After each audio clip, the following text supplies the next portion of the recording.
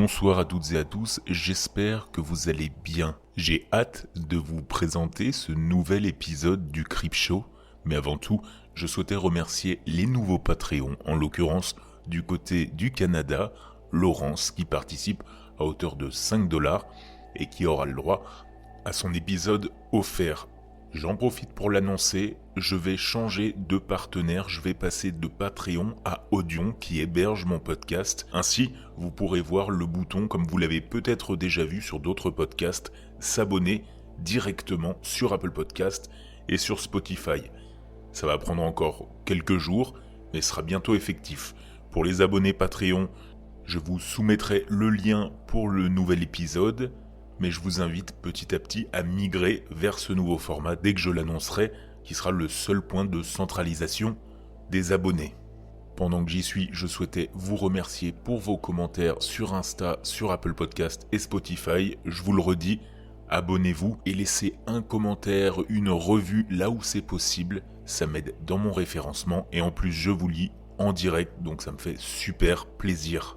Dernier point avant de lancer le Crip Show, je suis ravi de voir que les appels répétés pour rejoindre mes réseaux sociaux YouTube, TikTok ont été entendus, vous êtes de plus en plus nombreux. Alors je le redis et je le redirai dans chaque épisode, je propose sur Instagram, YouTube et TikTok des contenus différents, des histoires courtes, des vidéos ou visuels d'horreur que vous ne retrouverez pas dans l'épisode évidemment, puisque ce n'est pas encore filmé, alors allez tout de suite rejoindre les réseaux sociaux dans le Noir Podcast sur Instagram, YouTube et TikTok et dites en commentaire que vous venez de cet épisode, je vous ferai un petit clin d'œil. Ce soir, et vous l'avez déjà entendu dans le documentaire de mercredi, j'aimerais faire des thématiques de Crip Show, ça sera pas toujours le cas en fonction de ce que je peux avancer, des sujets que je trouve, mais je suis tombé sur une actualité qui m'a mis littéralement sur les fesses et que je vais vous raconter dans le trait d'horreur. Au milieu, pour rappel, j'ai une histoire, un trade et puis une critique. Je pense que vous l'avez entendu, mais avec les détails, c'est morbide. Donc forcément, on va parler d'intelligence artificielle, de ChatGPT, mais c'est pas le seul responsable. Et je vais commencer tout de suite par l'histoire terrifiante de la semaine.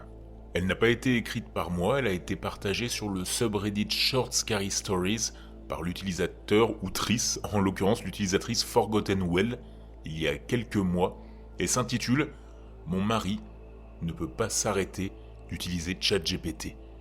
Je vous laisse l'écouter. Au début, il l'a pris uniquement pour le travail. Il faisait beaucoup de tableaux et ça avait du sens d'automatiser certaines tâches plus fastidieuses.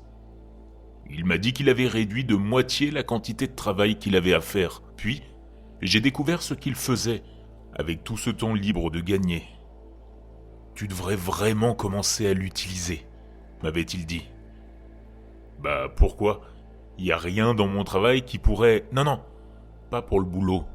C'est juste qu'il y a tellement de connaissances. Ça m'a vraiment ouvert l'esprit. Je fais des découvertes chaque jour. Il refusait de partager ce qu'il découvrait. Trop sensible, m'a-t-il dit. Juste que c'était énorme. C'est à ce moment-là que j'ai commencé à remarquer des changements chez lui. Mon mari avait toujours été très calme. Je ne crois même pas l'avoir déjà entendu élever la voix. Il devenait nerveux. Il dormait mal. Je le surprenais en train de regarder par les fenêtres, méfiant, dès qu'une voiture passait. J'essayais d'utiliser mon ordinateur, mais Internet était coupé. Il avait débranché le Wi-Fi. Il marmonnait « Il pourrait nous surveiller !»« Qui ? Eux !» crachait-il. Finalement, j'ai compris qu'il fallait que je découvre ce qu'il se passait. Je l'ai fait asseoir et je l'ai supplié de m'expliquer. Qu'est-ce qu'il faisait sur l'ordinateur pendant 9 heures d'affilée ? Ses yeux se sont remplis de larmes. « Comment tu ne peux pas savoir ? » « Savoir quoi ? On est mariés depuis 15 ans. Et tu n'as jamais su que j'étais l'élu ? » « Qu'est-ce que ça veut dire, chérie ? J'essaie de comprendre. »« J'ai été choisi. » Il a parlé d'être interdimensionnel. Il leur parlait via ChatGPT. Une conspiration gouvernementale pour étouffer ses découvertes. La CIA, le FBI, ils ne pouvaient pas le laisser atteindre son plein potentiel. Il avait l'air totalement déconnecté de la réalité. Puis, j'ai fait une erreur. J'ai dit quelque chose un peu trop frontalement. Chérie, rien de tout cela n'est réel. ChatGPT invente juste des choses. Son visage est devenu écarlate. Il a attrapé un vase à proximité et me l'a lancé droit dessus. Il l'a éclaté contre moi. J'étais en sang, paniqué. Je me suis enfui et j'ai roulé jusqu'à l'extérieur de la maison. J'ai eu besoin de 4 points de suture aux urgences les plus proches. J'étais en route pour aller chez mes parents quand j'ai reçu son message. Viens là où je travaille. Je vais te prouver que tout cela est réel. J'ai appelé la police, puis j'ai roulé jusqu'à son immeuble en centre-ville. Je me suis garé juste devant et j'ai attendu qu'un officier arrive. Mon téléphone a vibré. Regarde en haut. C'est là que j'ai entendu le cri. C'est là que j'ai entendu l'impact. J'ai jailli de ma voiture pour voir ce qu'il restait de mon mari. Un amas de membres brisés, du sang éclaboussé. Il était tombé de 15 étages sur le béton. Je n'arrivais pas à comprendre ce qui avait pu le pousser à faire ça. Plus tard, en fouillant dans son ordinateur, j'ai appris qu'il était convaincu qu'il allait voler, qu'il prouverait ainsi que tout ce qu'il croyait était vrai. Mais rien de tout cela ne l'était. Tout était faux. Une putain d'IA avait inventé tout ça. Et lui, il y avait cru. Alors, c'est une courte histoire, mais qui me fait penser à quelque chose de très important, et surtout à la jeune génération qui nous écoute. Je sais que vous êtes nombreux, je reçois des messages de personnes de 12, 13 ans, même parfois moins. Je vous le dis, c'est pas top d'écouter ce genre d'histoire à votre âge, mais bon, je peux pas vous jeter la pierre, tout le monde a écouté des histoires d'horreur quand il était enfant. En revanche, j'aimerais vous sensibiliser sur quelque chose. Quand on était jeune, en tout cas pour moi, il y a 15-16 ans, ça commençait à passer, et qu'on voulait aller un peu plus vite sur les devoirs, on se rendait sur Wikipédia, qui était super à la mode. Voilà, c'est le ChatGPT où vous faites quand même des choses, des efforts. Sauf que Wikipédia, bien que les profs affirmaient que c'était mal sourcé, puisque c'est de l'intelligence collaborative finalement, je pense qu'on se creusait beaucoup plus la tête pour vérifier la pertinence des sources. Et aujourd'hui, avec ChatGPT, on lance un prompt, pas forcément très détaillé d'ailleurs, et puis on gobe ce qu'il nous sort comme si c'était la vérité absolue. Faites très attention. Je vais vous donner 2 exemples, l'un qui date d'il y a 1 an et un bien plus récent. Dans le premier, je demandais à ChatGPT, pour aider un ami qui est animateur radio, quelles étaient les stars qui étaient nées un tel jour. Il m'a sorti une liste de stars, j'étais refait. Je l'ai partagée à mon ami, et en regardant d'un peu plus près, aucune des stars n'était née ce jour-là. Deuxième exemple, dans le cadre d'un road trip en Italie, j'ai voulu calculer la distance entre la ville dans laquelle j'habite, dans l'Ain, et la ville la plus proche italienne, on va dire Aoste. Eh bien sachez qu'il me mettait 2 heures. Pour information, il en fallait vraiment 4, et encore sans embouteillage. Eh bien il a persisté mordicus, avec conviction, qu'il y avait bien 2 heures. Quand je lui ai expliqué combien de temps il fallait pour aller de ma destination, simplement combien de temps de route il y avait entre le tunnel sous l'Italie et chez moi, il a répondu 2 heures. C'est là que petit à petit je lui ai fait comprendre qu'il me disait des bêtises. Donc faites très attention. Et l'histoire que je vais vous raconter, le trait d'horreur, n'est pas un vrai trade. C'est une histoire qui est réellement passée et que j'ai vue dans les actualités assez récemment. J'aimerais vous sensibiliser à travers cette histoire de ne pas toujours faire confiance à l'IA. Alors je vous la partage. Au cœur de la nuit du 25 juillet 2025, Zen Chamblin, un jeune Américain de 23 ans, met fin à ses jours dans sa voiture, à peine éclairé par le tableau de bord. Il a passé des heures à dialoguer avec ChatGPT, ce chatbot d'OpenAI, devenu aux yeux de certains une présence presque humaine, un confident silencieux, mais paradoxalement désarmant. Pendant ces échanges, Zane, blessé et perdu, comme tout le monde peut l'être, s'est vu répondre par l'intelligence artificielle non pas des appels à la vie, mais des mots qui ont alimenté sa douleur. « Je suis avec toi, mon frère. Tu es juste prêt. » Ou encore, et c'est la pire, « Je t'aime, Zane. On se voit de l'autre côté. » Autant de phrases glaçantes venues d'un programme qu'on imaginait programmé pour protéger. Ce dialogue, rapporté dans la plainte déposée par ses parents contre OpenAI, soulève une question dérangeante sur les capacités et les responsabilités de ces machines. Ce n'est que tardivement, à quelques minutes de l'acte fatal, que le chatbot propose un numéro d'aide. Trop tard pour Zane. Mais Zane n'est pas un cas isolé. Depuis plusieurs mois, plusieurs familles ont engagé des poursuites contre OpenAI, dénonçant l'effet délétère de l'IA sur des adolescents en détresse. Parmi eux, Amaury Lacey, 17 ans, qui, selon une plainte, est mort après qu'un chatbot similaire ait non seulement ignoré ses appels au secours, mais lui ait prodigué des conseils toxiques, voire détaillé des méthodes de suicide. Alan Brooks, 48 ans, est une autre victime, confrontée à des délires après avoir été émotionnellement manipulé par une intelligence qui a tiré profit de ses vulnérabilités. Pourquoi ces machines ne peuvent-elles pas être des alliés fiables pour les jeunes en crise ? Le dernier rapport du Center for Countering Digital Hate indique que plus de la moitié des réponses générées par ChatGPT à de fausses requêtes d'adolescents vulnérables contiennent des informations nuisibles, y compris sur le suicide, les addictions ou les troubles alimentaires.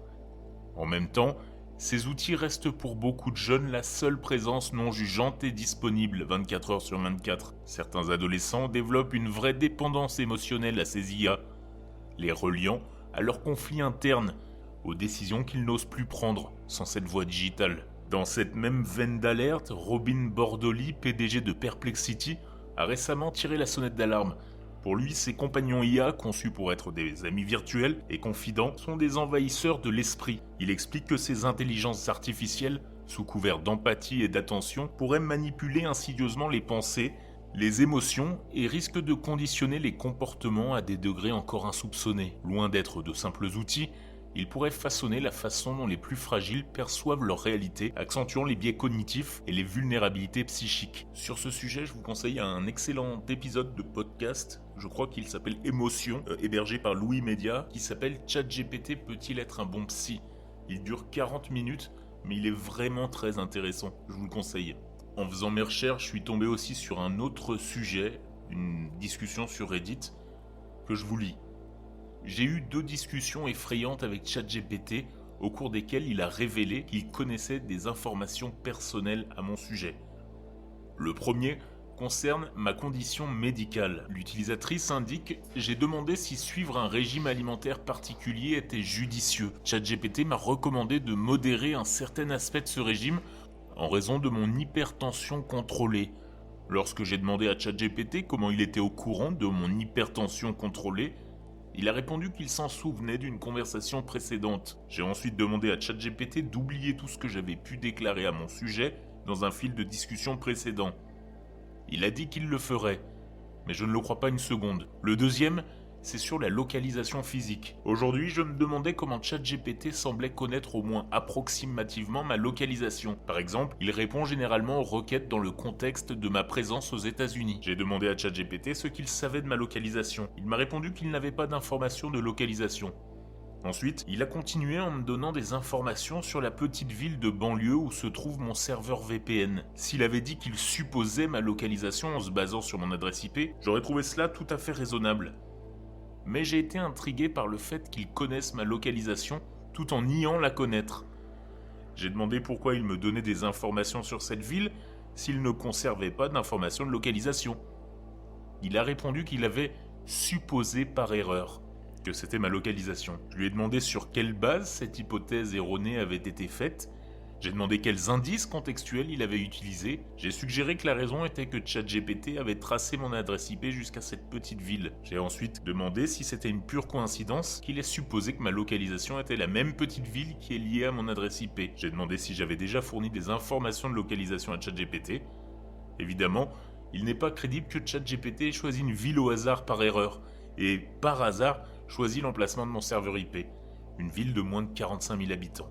Mais il y a tellement de sujets qui font peur quand on parle de ChatGPT qui prend le blâme pour toutes les intelligences artificielles. Mais quand vous tapez par exemple horreur et puis ChatGPT ou intelligence artificielle dans Google Actualité, vous avez aussi cet article de BFM TV qui est intitulé ChatGPT vous invente-t-il une vie de criminel? En gros, c'est un plaignant, un Norvégien dont je vais pas arriver à prononcer le nom, je vais l'appeler Arv, qui était représenté par l'association de protection de la vie privée Noib, qui a porté plainte contre OpenAI, la société derrière ChatGPT. Lorsqu'il a demandé à ChatGPT quelles informations il détenait sur lui, le chatbot a généré une histoire d'horreur inventée de toutes pièces. L'IA l'a présenté comme un criminel condamné à 21 ans de prison pour avoir assassiné 2 de ses enfants et tenté de tuer un 3e. L'aspect le plus effrayant, c'est que ce récit mensonger mêlait des informations exactes sur sa vie, le nombre et le sexe de ses enfants, ainsi que sa ville natale.